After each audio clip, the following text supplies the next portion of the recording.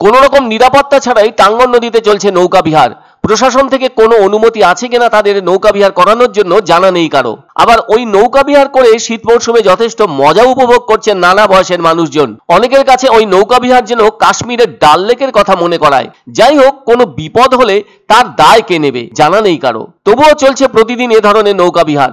ভারত বাংলাদেশ সীমান্ত লাগোয়া দক্ষিণ দিনাজপুর জেলার মধ্যবর্তী অংশে অবস্থিত বনিয়াদপুর শহরের বংশীহারির টাঙ্গন নদীতে শুরু হয়েছে নৌকা বিহার। জানা গেল এখানকার এক মাঝি বীরেন রাজবংশীর হাত ধরেই প্রথম নৌকা বিহার চালু হয়েছে। তার বর্তমান বয়স 72 বছর। জীবিকা অর্জনের ক্ষেত্রে ওই প্রবীণ মাঝির এমন উদ্যোগকে সকলেই সাধুবাদ জানিয়েছেন। তার মুখ থেকেই জানা গেল বংশীহারির টাঙ্গন সেতুর সামনে থেকে প্রতিদিন প্রায় 1.5 কিলোমিটার দূর পর্যন্ত নৌকা বিহার হয়ে থাকছে। মাথাপিছু ভাড়া 50 টাকা।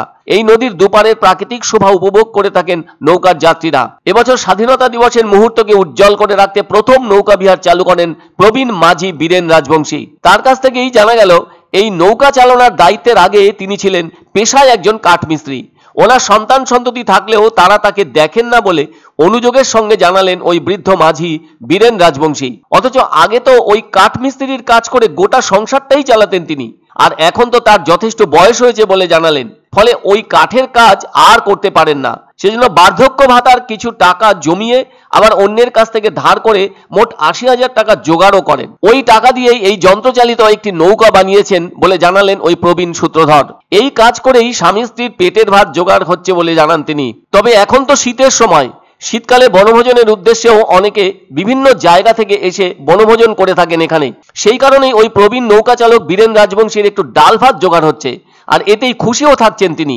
তবে এই টাঙ্গন নদীর বুকে ভ্রমণ পিপাসুদের ঘুরিয়ে 2 পয়সা রোজগার করছেন তার মতো আরো কয়েকজন।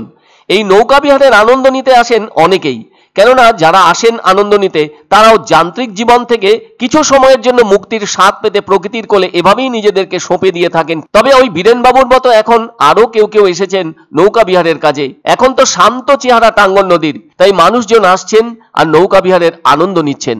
মনে করেন 1 কিলোমিটার 50 টাকা করে একজন হচ্ছে টুকটাক। এখন নতুন অবস্থায় ঘরের কাজ করতাম, চলতে পারি না, ওই জন্য ওই কাজটা করি। বয়স 72, ছেলে মেয়ে দেখে না।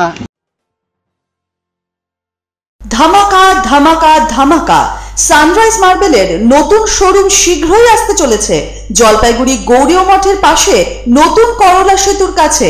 এখানে পাবেন আধুনিক টাইলসের রকমারি সম্ভার। এক অন্য অনুভূতির স্পর্শ পাওয়া যায় রয়কো ব্র্যান্ডের গেঞ্জি ও জাঙ্গিয়ায়। তাই ছোট বড় সবার পছন্দ রয়কো গেঞ্জি ও জাঙ্গিয়া। প্রস্তুতকারক জয়মনি হোশিয়ারি, কলকাতা। আনন্দ সংবাদ, আনন্দ সংবাদ। 30 বছরের নির্ভরযোগ্য প্রতিষ্ঠান ইন্দ্রমণি রাইস মিল।